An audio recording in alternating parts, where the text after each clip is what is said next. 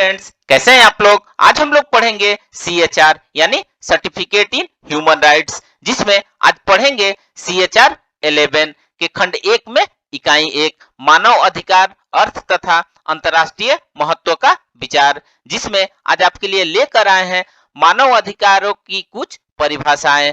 तो video start करने से पहले जो भी फ्रेंड्स हमारे चैनल पर नए आए हैं कृपया चैनल को सब्सक्राइब कर लें और बेल आइकन को प्रेस कर दें, ताकि जो भी लेटेस्ट वीडियो हमारे चैनल पे आए वो सबसे पहले आपको मिल सके। तो आइए ज्यादा टाइम को न किल करते हुए चलते हैं अपने टॉपिक पर, मानव अधिकारों की कुछ परिभाषाएं। तो आइए वीडियो को स्टार्ट करते हैं।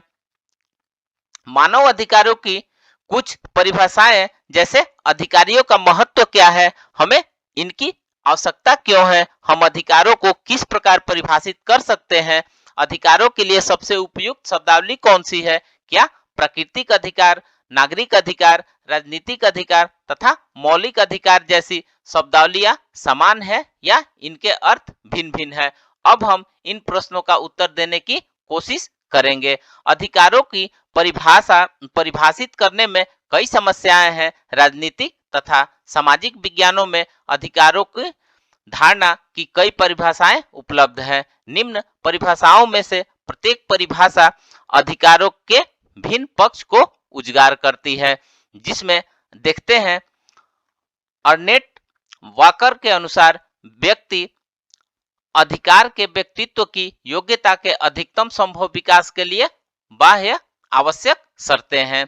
हेराल्ड जेलास्की कहते हैं कि अधिकार सामाजिक जीवन की वे परिस्थितियां हैं जिनके अभाव में व्यक्ति अपना सर्वोत्तम प्राप्त नहीं कर सकता है। इनके महत्व पर प्रकाश डालते हुए लास्की लिखते हैं कि प्रत्येक राज्य की अच्छाइयाँ अथवा बुराइयां इस बात से आंकी जाती है कि वह अपने नागरिक को कितने अधिकार देते हैं। उसी तरह बर्नार्ड बोसाके कहते हैं कि अधिकार हमें एक ऐसे साधन के रूप में मिलते हैं जो हमारे जीवन के विकास, संपूर्ण समुदाय के विकास, जिनका हम एक अंग है की दिशा में ले जाने के लिए आवश्यक है।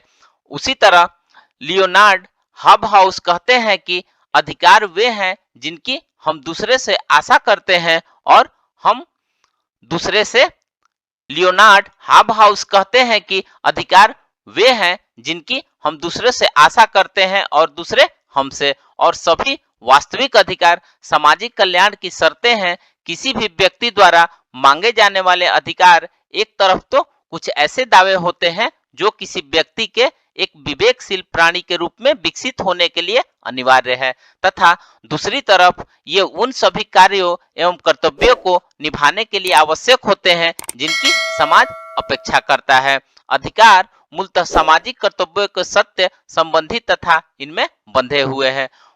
वाइल्ड का मानना है कि अधिकार कुछ सामाजिक गतिविधियों को निभाने के लिए आवश्यक स्वतंत्रता के लिए तर्कसंगत दावे हैं। वे आगे कहते हैं कि अधिकार कर्तव्यों पर निर्भर होते हैं, केवल कर्तव्यों के संसार में ही अधिकारों का महत्व है। ये दोनों एक ही सिक्के के दो पहलू हैं।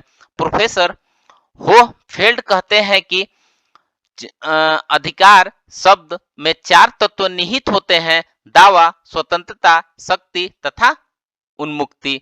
दावा अधिकार का उदाहरण एक वृद्ध व्यक्ति का पेंशन का हक या एक बेकार व्यक्ति को सामाजिक सुरक्षा का लाभ हो सकते हैं।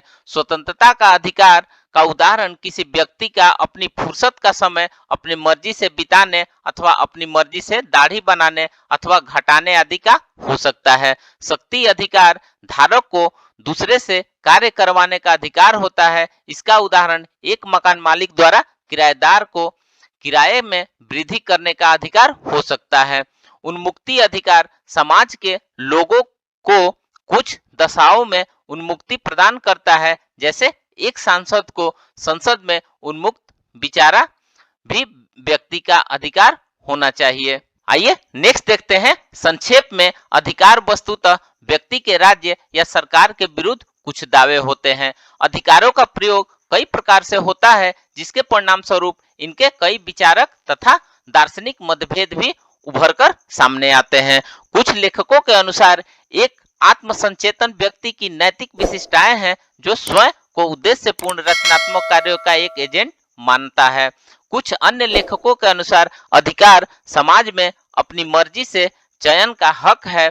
मैकलोस्की के अनुसार अधिकार व्यक्ति के कुछ करने अथवा सामाजिक स्तर पर आनंद उठाने से संबंधित हक है। इनके अनुसार अधिकारों का संबंध सदैव सामाजिक कल्याण से रहा है, अर्थात सामान्य परिस्थितियों में व्यक्ति के लिए क्या उत्तम है। फिनबर्ग तथा व्हाइट के अनुसार अधिकार वे हैं जिनकी मांग की जा सकती है, दावा किया जा सकता है, धारण किया जा सकता है, आनंद उठाया जा सकता है, प्रयोग किया जा सकता है तथा जिन्हें संरक्षित किया जा सकता है। अधिकारों के संदर्भ में दो अन्य शब्दावलियां कानूनी तथा नैतिक अधिकार हैं। जहां कानूनी अधिकार का अर्थ राज्य के कानून द्वारा परिभाषित तथा प्रदत्त अधिकारों से है, वहां नैतिक अधिकारों का अर्थ उन अधिकारों से है जो न्याय तथा निष्पक्षता के सामान्य नियमों पर आधारित होते हैं। नैतिक अधिकार जरूरी नहीं है कि राज्य के कानून द्वारा समर्थित हो या लागू किया जाए। उदाहरण के लिए एक अध्यापक का यह दावा कर सकता है कि एक बच्चे को अनुशासित करने का उसका नैतिक अधिकार है। उसे शैक्षणिक मामले अथवा नैतिक विकास से संबंधित सलाह देना या जीविका संबंधी मामले में सलाह देना उसका नैतिक अधिकार है। इस तरह कई बार कुछ लोग अपनी मेहनत से कमाए हुए धन पर अपना नैतिक हक जताते हैं। दूसरे शब्दों में मानव अधिकार जीवन की वे परिस्थितियां हैं जो हमें समझ एवं चेतना के मानवीय गुणों का विकास करने अथवा उनका प्रयोग करने की सुविधा प्रदान करती है तथा हमारी आत्मिक आवश्यकताओं को संतुलित करती है। इनके अभाव में हम अपने व्यक्तित्व का पूर्ण विकास नहीं कर सकते हैं। ये मानवीय प्रकृति की मूलभूत आवश्यकताएं हैं जिनके बिना व्यक्ति सामान्य जीवन नहीं जी सकता। जेम्स निकल ने ठीक ही कहा है कि मानव अधिकार व्यक्ति के जीवन के लिए वे न्यूनतम परिस्थितियां सुरक्षित करते हैं जो एक अच्छे जीवन के लिए आवश्यक है।